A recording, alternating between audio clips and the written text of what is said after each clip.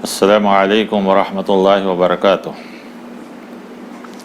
الحمد للہ رب العالمین والعاقبۃ للمتقین والصلاة والسلام علی سید المرسلین صلی اللہ تعالی علی خیر خلقہ محمد وعلی آلہ وصحبہ اجمعین، اما بعد۔ خواتین و حضرات، اللہ کا شکر ہے کہ اس تفسیری سلسلے میں ہم سورۃ النحل تک پہنچے۔ آج آپ کے سامنے سورۃ النحل کا خلاصہ ہے۔ یہ مکی سورہ ہے اور عام مکی سورتوں کی طرح اللہ تعالیٰ کی قدرت کی نشانیاں، آخرت، توحید، رسالت اور ساتھ ہی ساتھ کچھ انبیاء کے واقعات۔ لیکن اس کی پہلی ہی آیت اس بات کی طرف اشارہ کر رہی ہے کہ لوگ بہت زیادہ تکلیف دیے جا رہے تھے مکی زندگی میں، اور ساتھ ہی ساتھ سوالات بھی بہت ہو رہے تھے کہ جس قیامت کا آپ وعدہ کر رہے ہیں یا جس مدد کا آپ وعدہ کر رہے ہیں وہ کب آئے گا۔ تو اللہ تعالیٰ نے کہا آتا امر اللہ کا معاملہ آ جائے گا، فلا تستعجلوا، جلدی مت کرو، سبحانہ و تعالی عما یشرکون، اللہ پاک ہے، اس کی ذات بہت بلند ہے، ہر اس چیز سے وہ پاک ہے جو تم شرک کر رہے ہو۔ ساتھ ہی ساتھ لوگ اعتراض کرتے تھے کہ اللہ تعالیٰ نبی کو ہی کیوں بنایا، فرشتوں کو کیوں نہیں بھیجا، یا فرشتے جو آتے ہیں وہ انہی کے پاس کیوں آتے ہیں۔ اللہ تعالیٰ نے کہا فرشتے کو اللہ جس بندے کو چاہتا ہے اس کے اوپر نازل کرتا ہے۔ یہ اللہ کا معاملہ ہے کہ وہ جس کو نبی بنائے، جس کو نبوت عطا کرے، جس کو اپنی رسالت کے لیے چن لے، یہ اللہ کا معاملہ ہے۔ پھر اس کے بعد کہا گیا کہ آپ ان کو ڈرائیے اور کہیے کہ اللہ کے علاوہ کوئی نہیں ہے، صرف اسی کا تقوی اختیار کرو۔ پھر اس کے بعد اس سورہ میں انسان کی تخلیق، پھر جانور، پھر مختلف جانوروں کو پیدا کرنا، زمین، آسمان، درختوں، اور ساتھ ہی ساتھ کہا کہ بارش جو ہم بھیجتے ہیں تو دیکھو کہ درخت سوکھے رہتے ہیں، زمین سوکھی پڑی رہتی ہے، لیکن بارش کے بعد اچانک ہرا بھرا ہو جاتا ہے، درختوں میں پھل پھول لگنے لگتے ہیں، زمین میں پودے اگنے لگتے ہیں جو جانوروں کے لیے چارہ اور انسانوں کے لیے بعض غذاؤں کا کام آتے ہیں۔ پھر اسی طرح سورج، چاند، دن، رات، یہ سب کون پیدا کیا؟ کیا وہی جن کی عبادت تم لوگ کر رہے ہو؟ یا یہ جو تم سمندروں میں جاتے ہو تو ذرا دیکھو کہ تم کو کون ٹھکانے لگاتا ہے، کون پار لگاتا ہے، ان سمندروں کو کون بنایا، اس میں جو بڑی بڑی کشتیاں چلتی ہیں ان سبوں کو کون پار لگاتا ہے، زمین میں جو مختلف قسم کے چیزیں اللہ تعالیٰ نے بنا کی، یہ سب کون بنایا؟ گویا اللہ اپنی قدرت کی نشانیوں کو بتا کر، بیان کر کر ان کو توحید کی دعوت دے رہا ہے، اور اس کے بعد اس کا نتیجہ نکالا والذین یدعون من دون اللہ، تم لوگ یا یہ لوگ جس کو اللہ کے علاوہ پکار رہے ہیں، لا یخلقون شیئا، کیا انہوں نے کچھ پیدا کیا؟ جس اللہ کی یہ نبی، یہ قرآن دعوت دے رہا، اس نے تو زمین، آسمان، سمندر، جانور، انسان، نہریں، بارش، سب کو بنایا، لیکن یہ لوگ کس کو پیدا کیے؟ ان لوگوں نے کچھ بنایا نہیں، بلکہ وہم یخلقون، وہ خود پیدا ہوئے ہیں۔ ان کو خود کس نے بنایا؟ اللہ نے بنایا۔ تو جو لوگ خود پیدا نہیں کیے، کچھ نہیں بنے، وہ اللہ نے خود ان کو بنایا، تو تم کس چیز کی عبادت کر رہے ہو؟ لہذا توحید اور رسالت کو ان آیتوں میں بیان کیا گیا۔ پھر اس کے بعد اس سورے کا جو نام ہے اس کے اوپر انسان کو دعوت دی جا رہی ہے۔ اللہ تبارک و تعالیٰ کہتے ہیں کہ ہم نے ہر امت میں ایک رسول کو بھیجا، اور جتنے رسول آئے سب کی دعوت تھی کہ ان اعبدوا اللہ، ایک اللہ کی عبادت کرو، واجتنبوا الطاغوت، اور طاغوت کی عبادت سے بچو۔ تو اللہ کے مقابلے میں جتنی چیزوں کی عبادت کی جائے یا بڑا مانا جائے یا اس کی سرپرستی قبول کی جائے، یہ سب طاغوت ہے، یا اللہ سے ہٹانے والی جتنی چیزیں یہ سب طاغوت ہیں، اور طاغوت کی عبادت کفر کی طرف لے جانے والی ہے۔ ساتھ ہی ساتھ اللہ تعالیٰ نے کہا وما ارسلنا من قبلک الا رجالا نوحی الیہم، ہم نے جتنے بھی رسول بھیجے ہیں آپ سے پہلے سب کی طرف صرف ایک ہی وحی کی، وہ یہ کہ فَاسْأَلُوا أَهْلَ الذِّكْرِ، پوچھو علم والوں سے اگر تم نہیں جانتے ہو۔ معلوم ہوا کہ یہاں صاحب علم کے ذریعے ہدایت ملے گی ہمیں اور آپ کو۔ آج کے دور میں بھی یہ بہت ضروری ہے کہ صاحب علم سے اپنے معاملات کو حل کرائیں، کیونکہ آج بھی بہت کچھ آ چکا ہے۔ ہر کس و ناکس یہ سمجھتا ہے کہ ہمارے پاس ہی صحیح علم ہے۔ نہیں، صحیح علم اللہ کی کتاب کا ہے، پیارے نبی صلی اللہ علیہ وسلم کی سنتوں کا ہے۔ ورنہ یہود و نصارہ کے پاس بھی توریت تھی، اور ان کے لوگوں نے یہی کیا کہ کتاب رہتے ہوئے لوگوں کو گمراہ کیا۔ جو شخص چاہے جیسا چاہے دین کے نام پر باتیں، یہاں تک کہ کتابیں لکھی جاتی تھی اور کہتے تھے اللہ کی طرف سے، اللہ نے منع کیا ان سب چیزوں سے۔ آخر میں اللہ تبارک و تعالیٰ نے اس قوم کی سب مثالیں دے کر انسان کو سمجھایا اور کہا لا تتخذوا الہین اثنین، تم ایک اللہ کے علاوہ کسی اور کو خدا نہ بناؤ۔ انما هو الہ واحد، وہ صرف ایک ہی اللہ ہے۔ فَإِيَّايَ فَارْهَبُونِ، کہاں تم بھٹک رہے ہو، کہاں بھاگ رہے ہو، کہاں دوڑے جا رہے ہو؟ اس ایک اللہ کو، اسی کے لیے جو کچھ کہ زمین اور آسمان میں ہے، اور اسی کا سب کچھ ہے، اس کے علاوہ کوئی چیز نہیں۔ اگر وہ اللہ تم کو تکلیف پہنچائے تو کون ہے تم کو روکنے والا، اور کون ہے تم کو تکلیف سے نجات دینے والا؟ یاد رکھو، تکلیف اور مصیبت سے بچانے والا صرف اور صرف وہی ایک اللہ ہے۔ اللہ تعالیٰ نے دنیا کے اندر بہت سی چیزیں بنایا، اس میں سے خاص کر جانوروں کے بارے میں بھی یہ کہا کہ تمہارے لیے اس میں ایک عبرت ہے، نصیحت ہے۔ خاص کر وہ جانور جو ہماری کئی ضرورتوں کو پورا کرتے ہیں، گوشت کے لیے، دودھ کے لیے، پھر ان کے بال سے لباس، ان کے چمڑوں سے لباس، پھر وہ سواری کے کام آتے ہیں۔ ایسے کتنے جانور ہیں جو ہماری ساری ضرورتوں کو پورا کرتے ہیں۔ اس میں سے خاص کر وہ جانور جو دودھ دیتے ہیں، ان کے بارے میں اللہ تعالیٰ نے اپنی قدرت بتاتے ہوئے کہہ رہا ہے کہ ذرا غور کرو کہ کتنے جانور ہیں جن کے پیٹ میں بین فرث و دم، خون اور گوبر کے درمیان سے، یعنی اسی پیٹ کی تھیلی میں ساری چیزیں ہیں، غلاظت بھی ہے، خون جیسی چیز بھی ہے، لیکن اس کے درمیان سے اللہ تعالیٰ نے لبنا خالصا سائغا للشاربین، خالص پیور دودھ نکالتا ہے، پاک، جس کے اندر ایک انسان کے سارے وٹامن، ساری ضرورت کو پوری کرنے کی طاقت ہوتی ہے۔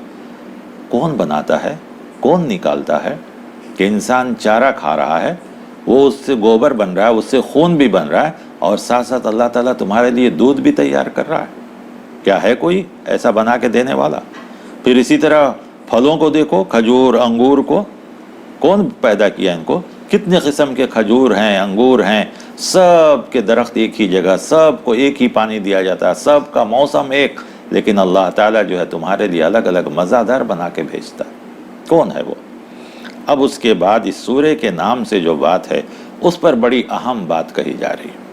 کہا کہ وَأَوْحَى رَبُّكَ إِلَى النَّحْلِ، تمہارے رب نے وحی کی شہد کی مکھی کی طرف۔ اوحا، وحی، حالانکہ یہ صرف انبیاء کے لیے ہے، لیکن قرآن کریم میں اللہ تعالیٰ نے انبیاء کے علاوہ بھی حضرت موسیٰ کی ماں کے لیے بھی یہ لفظ استعمال کیا، وَأَوْحَيْنَا إِلَىٰ أُمِّ مُوسَىٰ، اور یہاں اللہ تعالیٰ شہد کی مکھی کے لیے کہہ رہا ہے کہ ہم نے اس کو وحی کی، مطلب ہم نے حکم دیا، ہم نے اس کو اس کا راستہ بتا دیا، اس کی کیا ذمہ داری ہے، یہ سب اللہ تعالیٰ نے اس کے حوالے کیا یا اس کو حکم دیا۔ تو اللہ تعالیٰ کہتے ہیں کہ شہد کی مکھی دیکھو کتنی بڑی ہوتی ہے، اس کی کیا حیثیت ہے، اس کی کتنی جو ہے جسامت ہے، یا اس کے اندر کیا کیا چیزیں، لیکن آپ دیکھیے شہد کی مکھی کیا کرتی ہے۔ کئی کئی کلومیٹر دور تک وہ جاتی ہے اور پھلوں کو، پھولوں کو، پتوں کو چوستی ہے، اور تمہارے لیے بہترین شہد تیار کر کے دیتی ہے۔ کیا آپ غور کرنے کی چیز نہیں ہے کہ اللہ نے جب شہد کی مکھی کو بنایا اسی وقت حکم دیا، اور آج تک وہ وہی کام کر رہی ہے، اور اس شہد سے اس کو کوئی فائدہ نہیں ہے بلکہ وہ انسانوں کو فائدہ پہنچا رہی ہے۔ پھر شہد کے اوپر لوگوں نے بہت تحقیق کیا ہے، آپ سب پڑھے لکھے لوگ ہیں، جانتے ہیں، مختصراً چیزیں میں بتا دیتا ہوں کہ شہد کی مکھی کا بھی ایک لیڈر ہوتا ہے، اور شہد کی مکھیاں جب شہد لے کر آتی ہیں تو وہ اس کو چیک کرتا ہے. اگر کوئی مکھی کسی ایسے پھول پر جو کڑوا ہو بیٹھی ہو اور اس کا شہد لے کر آئی ہو تو اس کو الاؤ نہیں کرتی ہے، کیونکہ اس کی وجہ سے کہیں پورا شہد خراب نہ ہو جائے. تو کہیں ایسا نہ ہو کہ تمہارے اندر بھی اگر اچھے لوگ ہوں لیکن چند برے لوگوں کی وجہ سے اللہ کا عذاب نہ آ جائے یا سوسائٹی معاشرہ خراب نہ ہو جائے. تو تمہارا بھی ایک لیڈر ہونا چاہیے، ایک امیر ہونا چاہیے، اور وہ نبی سے بڑھ کر کون ہو سکتا ہے جو تم کو صحیح گائیڈ کر سکے.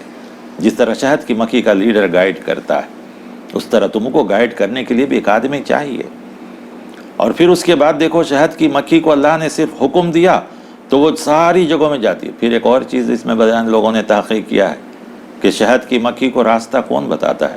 کئی کلومیٹر تک جاتی ہے، مختلف درخت ایک جیسے ہوتے ہیں، جنگلوں میں انسان بھٹک جاتا ہے لیکن کہا جاتا ہے کہ شہد کی مکھی آج تک کبھی اپنا راستہ نہیں بھٹکی. تو اے انسانوں، تم کو اللہ نے ایک راستہ بتایا، تم کو ایک راستہ دکھایا اور تمہارے لیے ایک نبی بھیجا، تمہارے لیے ایک کتاب بھیجا، اس کے باوجود بھی تم راستہ بھٹک جاؤ گے، حق سے دور ہو جاؤ گے. یہ کتنے افسوس کی بات ہے. جبکہ شہد کی مکھی بالکل چھوٹی ہوتی ہے، اس میں کتنا اس کا دماغ ہوگا، کتنا اس کی سوچ ہوگی، کتنا اس کی سمجھ ہوگی. جبکہ اے انسانوں، تم تو 5 فٹ 5.5 فٹ 6 فٹ لمبے چوڑے ہو. تموں کو ہم نے اتنا عقل دیا ہے جس کی قیمت، جس کا وزن جو ہے 100 گرام سے زیادہ ہوتا ہے. تو سوچ کر دیکھو، اتنا عقل اور سمجھ رہتے ہوئے تم اللہ کے راستے کو نہیں لیتے. جبکہ اللہ تبارک و تعالیٰ نے اسے کہا فَاسْلُكِ سُبُلَ رَبِّكَ، تم اپنے رب کے بتائے ہوئے راستے پر چلو. تو وہ برابر اللہ تعالیٰ کے بتائے ہوئے راستے پر جاتی ہے. پھر اس کے بعد وہ مختلف درختوں پھلوں کو چنتی ہے اور اس میں سے انسانوں کی شفا کے لیے. پھر شہد کا فائدہ دیکھیے، ساری دنیا اس فائدے کو مانتی ہے کہ شہد میں شفا ہے. لیکن کون سا شہد؟ اصلی شہد ہو، خالص شہد ہو تو اس میں شفا ہے آج بھی. اور ہر زمانے میں شہد کو لوگوں نے مختلف چیزوں کے لیے استعمال کیا ہے. تو قرآن کریم نے کہا کہ اس میں شفا ہے، اور آخر میں کہا اِنَّ فِي ذَلِكَ لَآیَةً لِقَوْمٍ يَتَفَکَّرُونَ، اس میں بھی نشانی ہے اس قوم کے لیے جو غور و فکر کرتی ہے، سوچتی ہے، سمجھتی ہے. ایسے لوگوں کے لیے اس میں نصیحت ہے. جو قوم سوچتی سمجھتی نہیں ہے، جانوروں کی زندگی گزارتی ہے، تو اس کے لیے کچھ بھی نہیں ہے، قرآن بھی اس کے لیے ناکافی. تو بتایا گیا کہ ایک شہد کی مکھی جو بالکل چھوٹی سی چیز ہوتی ہے لیکن اس کے اندر بھی ہم نے آنکھ بنائے، ناک کان بنائے، اس کو سوچنے اور اس کو عقل اور ساری چیزیں دی. اور اللہ نے ایک بار جب اس کو حکم دے دیا تو اللہ کی فرمان برداری برابر کر رہی، اپنی ڈیوٹی سے نہیں ہٹی. لیکن اے انسانوں، تم کیسے ہو کہ تم کو بھی رب نے پیدا کیا، سوچ دیا، سمجھ دیا، عقل دیا، بصیرت دیا، سمجھ دیا، لیکن تم ہو کہ اللہ کی نافرمانی کر رہا ہو. پھر اس کے بعد اللہ تعالیٰ نے اس میں اور بھی بہت سی چیزیں جو بنایا، اس کی نشانیاں بتایا. اس میں سے خاندان، بیوی، بچے، اولاد، ان سب چیزوں کو اللہ نے بنایا. پھر انسانوں کو بنایا، انسانوں کی ضرورت کو بنایا. یہ سب نعمتیں، خاص کر ان مکی صورتوں میں اللہ کی بہت سی نعمتوں کا بھی ذکر ہوتا ہے. اس میں سے اللہ تعالیٰ ایک اور مثال دے کر سمجھاتے ہیں کہ 2 آدمی ہیں، اس میں سے ایک آدمی گونگا ہے. تو کیا وہ آدمی سے بھلائی کی امید کر سکتے ہیں ہم؟ کبھی نہیں ہو سکتا ہے. بلکہ الٹا، جس کا وہ اپنے مالک کے اوپر وہ بوجھ ہوگا. لیکن ایک آدمی ہے جو سیدھے راستے پہ چل رہا ہے، سمجھدار ہے، عقل مند ہے، ہوشیار ہے. کیا یہ دونوں برابر ہو سکتے ہیں؟ ہرگز برابر نہیں ہو سکتے. تو اسی طرح اللہ تعالیٰ نے کہا کہ ایک آدمی کی حالت تو وہ ہے اور دوسرا آدمی وہ ہے جو تم کو بھلائی کا، انصاف کا حق دے رہا ہے اور سیدھے راستے کو دکھا رہا ہے. تو دونوں برابر کیسے ہو سکتے؟ لہذا تمہیں چاہیے کہ اس آدمی کی بات مانو جو تم کو سیدھے راستے کی ہدایت دے رہا ہے، تم کو سیدھا راستہ بتا رہا ہے، تم کو سیدھے طریقے بتا رہا ہے. پھر اس کے بعد اللہ تعالیٰ آگے چل کر کہتے ہیں وہی اللہ ہے جو تم کو پیدا کیا حالانکہ تم نہیں جانتے ہو، اور پھر تمہارے لیے اللہ نے آنکھ، کان، دل بنایا تاکہ تم شکر ادا کرو. قرآن کریم میں ایسی آیتیں بھی بار بار آئی کہ اللہ نے تمہارے لیے یہ 3 چیزیں خاص کر، اور اس کے بعد کہتا ہے کہ بعض جگہ تو کہا قلیل ما تشکرون، اور بعض جگہ کہا کہ تاکہ تم شکر کرو، اور بعض جگہ کہا کہ بہت کم لوگ شکر کرتے. کیا ہے یہ 3 نعمتیں؟ کتنی بڑی نعمت ہے، آنکھ، کان اور جو ہے دل. سوچ کر دیکھیے. اور ان تینوں کا تعلق بھی ہے آپس میں. इंसान सिर्फ देखता है तो उस जिस चीज़ को देखता है उसके बारे में सारी चीज़ें याद आ जाती। कहीं इंसान बैठा रहता है, दूर से कोई आवाज़ आती है, सुनता है तो फ़ौरन मालूम कर लेता है कि किसकी आवाज़ है, दोस्त की है, दुश्मन की है, जानवर की है, इंसान की है, परिंदों की है, किस चीज़ की है, ये सब इंसान फ़ौरन पता लगा लेता है। और दिल तो हिदायत का मरकज़ और गुमराही का भी मरकज़। तो हमें और आपको चाहिए कि इन 3 चीज़ों पर गौर करें कि ये कितनी बड़ी नेमत। उसके अलावा अगर देखिए कि अगर एक इंसान कितना हो, कुछ भी हो, सब कुछ हो, दौलत, ये 2 नेमतें अगर ना हो तो क्या मजबूर हो जाता है। ख़ासकर अगर कान ना हो तो सुन नहीं सकता है, आँख नहीं हो तो देख नहीं सकता, और दिल का मामला तो बिल्कुल अलग ही है कि एक इंसान के सारे आज़ा काम करें, एक दिल अगर काम ना करे तो पूरे आज़ा खुद ब खुद बेकार हो जाए। हम इंशाअल्लाह दिल के बारे में और भी आगे चलकर आयतें आएंगी सूरतुल अहज़ाब में और सूरतुल हज में, वहाँ आपको तफसील से बताएंगे कि अल्लाह ने दिल को कैसी कैसी नेमतों में गिना है और कितनी बड़ी नेमत है ये दिल। सोच कर देखिए कि हमारे जिस्म के हिस्से में सबसे ज़्यादा काम करने वाला आज़ा अगर कोई है तो वह दिल है। ये सब अल्लाह की नेमतें हैं, हमें और आपको इन सब का शुक्र अदा करना चाहिए। अल्लाह तबारक व तआला ने इंसान को कैसी कैसी नेमतें दी हैं, उन सारी नेमतों का अल्लाह ताला ने इस सूरे में ज़िक्र किया है। लेकिन साथ ही साथ इस सूरे में चंद आयतें हैं जो हमेशा एक ईमान वालों को दावत देती है। सबसे पहली आयत जो बहुत मशहूर है और हर जुमा के खुतबे में, दूसरे खुतबे में ये पढ़ा जाता है और सारी जगहों में पढ़ा जाता है। हज़रत उमर बिन अब्दुल अज़ीज़ रहमतुल्लाह अलैह के ज़माने में इस आयत को खुतबे में शामिल किया गया। और कुरान करीम की सारी आयतें जामे हैं, लेकिन जामे में भी चंद आयतें ऐसी जामे हैं कि एक ही जगह पूरे इस्लाम को पेश कर दिया जाता है। उसमें से एक आयत ये भी, अल्लाह ताला कहते हैं इन्नल्लाह यामुरु बिल अद्ल, अल्लाह तुम्हें इंसाफ का हुक्म देते, वल इहसान, और एहसान का हुक्म देते। मतलब ये कि इंसाफ तो हक़ को अदा करने का नाम है, लेकिन जितना हक़ है उससे बढ़कर देना ये एहसान, एक माना। दूसरा ये कि अल्लाह ताला तुम्हारे ऊपर जो हक़ रखें उसको अदा करो, साथ ही साथ उससे बढ़कर भी अदा करो, इंसानों के मामले में भी और अल्लाह के हुकूक के मामले में, दोनों में भी इंसान। बल्कि माफ़ कर देना भी बहुत बड़ा एहसान कहा गया। फिर उसके बाद कहा वईताए दिल क़ुरबा, करीबी रिश्तेदारों का हक़ अदा करना, उनका ख्याल रखना।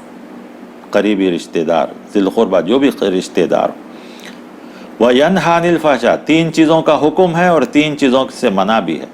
इंसाफ सिर्फ कोर्ट कचहरी का नहीं, बल्कि हर इंसान को चाहिए कि हर मामले में इंसाफ करे। यहाँ तक कि प्यारे नबी सल्लल्लाहु अलैहि वसल्लम, कई सहाबे किराम थे जो सिर्फ रोज़ा ही रखते और सिर्फ रातों की इबादत करते, तो उन्होंने कहा नहीं, तुम अपने बदन के साथ इंसाफ करो, अपने बीवी बच्चों के साथ इंसाफ करो, तुम्हारे बदन के साथ इंसाफ करो। तो मालूम हुआ कि ये भी इंसाफ, हद से ज़्यादा किसी भी चीज़ को करना ये भी इंसाफ के ख़िलाफ़ है, और किसी चीज़ को बिल्कुल छोड़ देना ये भी इंसाफ के ख़िलाफ़ है। तो कहा गया कि 3 चीज़ें ये, और 3 चीज़ों से रोका गया। वयन्हा अनिल फ़हशा, फ़हश खुली बेहयाई और बुराई, वल मुनकर और छुपी हुई बुराई और बेहयाई। ये 2 लफ्ज़ जब आते हैं तो हराम की जितनी चीज़ें हैं, खा वो दीन की हो, इबादत की हो, अखलाक की हो, खाने पीने की हो, माशरती बुराई हो, ये सब इसके अंदर आ जाती है। तो लिहाजा फ़हश और मुनकर, खुली हुई बुराई और बेहयाई, छुपी हुई बुराई और बेहयाई, इन सब से अल्लाह ताला मना करता है। वल बग़, और सरकशी, इनात, तकब्बुर, अल्लाह के क़ानून को तोड़ना या इंसाफ के ख़िलाफ़ जुल्म से रोको। इंसाफ का हुक्म भी दिया, जुल्म से रोका भी। देखिए कितनी बड़ी चीज़ है कि इंसाफ अल्लाह को बहुत पसंद और जुल्म अल्लाह ताला को उतना ही ज़्यादा नापसंद। फिर उसके बाद अल्लाह ताला कहते हैं याइज़ुकुम, अल्लाह तुम्हें नसीहत कर रहा है, लअल्लकुम तज़क्करून, ताकि तुम नसीहत हासिल करो। तो मालूम हुआ कि यह आयत बड़ी जामे है, हमें और आपको इन आयतों पर गौर करना चाहिए, और बड़ी जामे तरीक़े से यहाँ दीन को पेश किया। फिर उसके बाद अल्लाह ताला इंसानों को आखिरत दिलाता है कि इंसान ये समझता है कि हमारे पास जितनी चीज़ें वो हमेशा रह जाने वाली, नहीं, कोई चीज़ रहने वाली नहीं, हर चीज़ ख़त्म हो जाने वाली है। साफ साफ कहा मा इंदकुम यनफद व मा इंदल्लाहि बाक़, तुम्हारे पास जितनी चीज़ें हैं सब ख़त्म हो जाने वाली है, और जो अल्लाह के पास है वो बाकी है। اگر انسان کو یہ یقین ہو جائے اس آیت پر تو اس کو بڑے سے بڑے گناہ چھوڑنا بھی آسان ہو جائے گا اور چھوٹی سی چھوٹی نیکی کرنا آسان ہو جائے گا۔ کیوں کہ ہم جو کچھ کریں گے وہ اللہ کے پاس دیکھ جائے، اور بڑی سے بڑی تکلیف میں بھی زندگی کرنا، ایمان پر رہنا اس کے لیے آسان ہو جائے گا، اس لیے کہ یہ زندگی ختم ہونے والی ہے، اصل زندگی تو آخرت کی ہے، اور جو کچھ ہم کریں گے اللہ کے پاس ہم ضرور اس کو پائیں گے۔ تو یہ ایک چھوٹا سا ٹکڑا ہے لیکن ہماری زندگی کو بدل دینے والی ہے۔ ٹرننگ پوائنٹ جو کہتے ہیں یا اسپارک ٹائم جو کہتے ہیں وہ یہ آیت پیدا کر سکتی ہے، اگر انسان صرف غور کر لے کہ ہمارے پاس جو کچھ ہے ختم۔ دیکھیے دنیا میں قارون، حامان، نمرود، یہ سب بڑے بڑے تھے اپنے دور کے، کیا بچا ان کا؟ ان کے پاس کوئی چیز نہیں، کیا ہے ان کی آج اس میں؟ پھر اس کے بعد دنیا میں بڑے بڑے جبار قہار آئے، بڑے ظالم آئے، جابر آئے، آج کیا ہے ان کا دنیا میں؟ دنیا انہیں لعنت کرتی ہے، دنیا انہیں برا بھلا کہتی ہے، لیکن جو ایمان لائے، نیک عمل کیے، اللہ ان کا زندہ نام رکھا ہے، آج بھی وہ باقی۔ پھر اس کے بعد اللہ تعالیٰ نے کہا من عمل صالحا، اسی سے ملتا جلتا، جو بھی آدمی نیک عمل کرے گا، مرد ہو یا عورت، اگر وہ مومن ہے تو اسے بہترین زندگی ملے گی، پاک زندگی، کامیاب زندگی، اور اللہ تعالیٰ جو اسے بدلہ دیں گے اس سے بہتر ہوگا جو کچھ کہ وہ دنیا میں کر کے آئے۔ تو معلوم ہوا کہ یہاں نیکی میں مرد اور عورت کو الگ نہیں کہا گیا ہے، جو بھی نیکی کریں گے سب کو برابر برابر اجر ملے گا۔ ساتھ ہی ساتھ جو انسان کو نیکی سے، ایمان سے گمراہ کرتا ہے وہ شیطان، تو یہاں کہا گیا کہ جب بھی شیطان کا ذکر آئے یا تمہیں قرآن پڑھنا ہو تو سب سے پہلے اعوذ باللہ من الشیطان الرجیم کہو۔ گویا شیطان سے بچنا ہمارے لیے کتنا ضروری ہے۔ اور یہ بھی کہا گیا کہ شیطان کس کے اوپر اثر کرتا ہے؟ ایمان والوں کے اوپر نہیں، مشرک، کافر، گنہگار کے اوپر اس کا اثر ہوتا ہے، لہذا اسے چاہیے کہ ہم ہمیشہ ایمان کے ساتھ رہیں تاکہ ہم اس سے بچ جائیں اور اس سے دور رہیں۔ پھر اس کے بعد اس سورہ میں ایک تعلیم بھی دے گئی، کیونکہ مکی زندگی میں اخلاق، حرام ان سب چیزوں سے بچا جاتا تھا، اخلاق کی بھی تعلیم دی جاتی تھی۔ تو یہاں ایک بات کہی گئی، سب سے پہلے تو چند جانوروں کے حرام کا ذکر کیا جو ہم نے سورۃ المائدہ میں بتایا تھا، اس کے بعد کہا کہ تم اپنی زبان کو حلال و حرام سے گڈ مڈ مت کرو، تم مت فیصلہ کرو کہ یہ حلال ہے یہ حرام ہے، بلکہ حرام وہی ہے جو قرآن نے حرام کیا، پیارے نبی صلی اللہ علیہ وسلم نے حرام کیا۔ حلال وہ ہے جو اللہ نے حلال کر دیا ہے، کسی عام انسان کو حلال و حرام کرنے کا کوئی اختیار نہیں، لہذا باتوں باتوں میں ہم لوگ بات کہتے تھے یہ حرام یہ حلال، ہم کو کوئی حق نہیں۔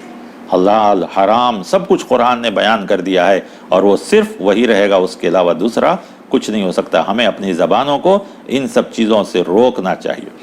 اس سورہ کے آخر میں بڑی اہم بات بتلائی ہے، چونکہ مکی ہے، دعوت کا کام کرنا تھا، دعوت کا کام بہت مشکل کام ہے، تو کیسے کرنا چاہیے؟ حالات کے مطابق کرنا چاہیے۔ کہا گیا کہ ادعو الی سبیل ربک بالحکمہ، تم حکمت کے ساتھ، سوچ سمجھ کے ساتھ، مضبوط دلائل کے ساتھ، سمجھداری کے ساتھ لوگوں کو دین کی طرف بلاؤ۔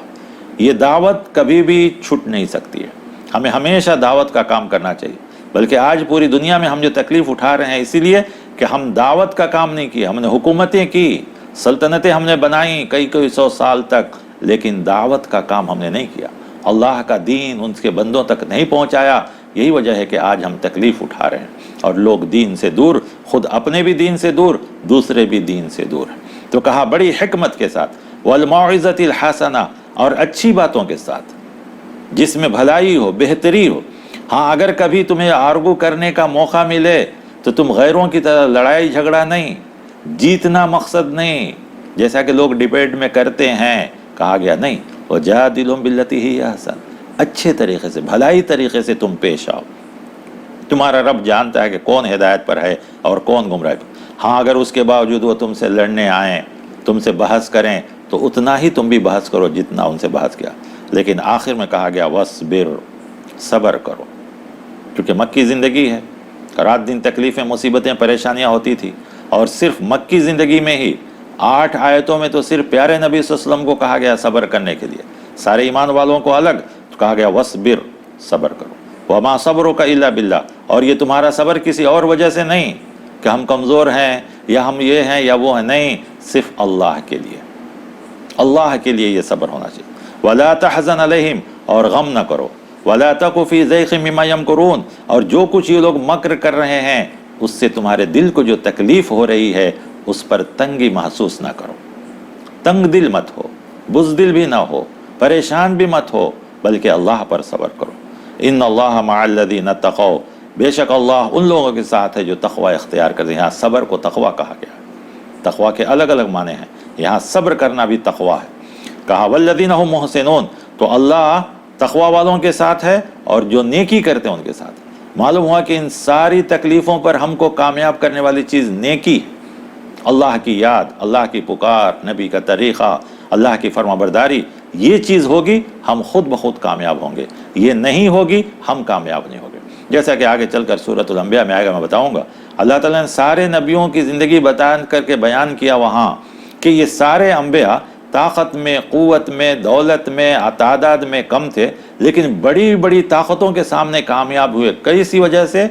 इसलिए कि वो ज़्यादा से ज़्यादा नेकी करने वाले थे, ज़्यादा से ज़्यादा रब को याद करने वाले थे। तो रब की याद, रब की फरमाबरदारी करना, नेकी करना अल्लाह की रहमत को दावत देती है, अल्लाह की मदद को दावत देती है, अल्लाह ताला की क़ुर्बत को दावत देती है, और उसकी वजह से ईमान वाले कामयाब होते हैं। ताकत और क़ुव्वत से नहीं, तादाद से नहीं, किसी और चीज़ से नहीं। तो यहाँ भी कहा गया कि सब्र करो, और इसी पर इस सूरे को ख़त्म किया गया। हम भी दुआ करते हैं कि अल्लाह ताला हमें और आपको सबको भी हर मुसीबत पर, खा वो जिस्मानी हो, मुल्की हो, बाहर के हो, कहीं को भी हो, इन सब तकलीफ़ों पर सब्र करने की तौफ़ीक़ अता फ़रमाए। व आखिरु दावाना अनिल हम्दुलिल्लाहि रब्बिल आलमीन।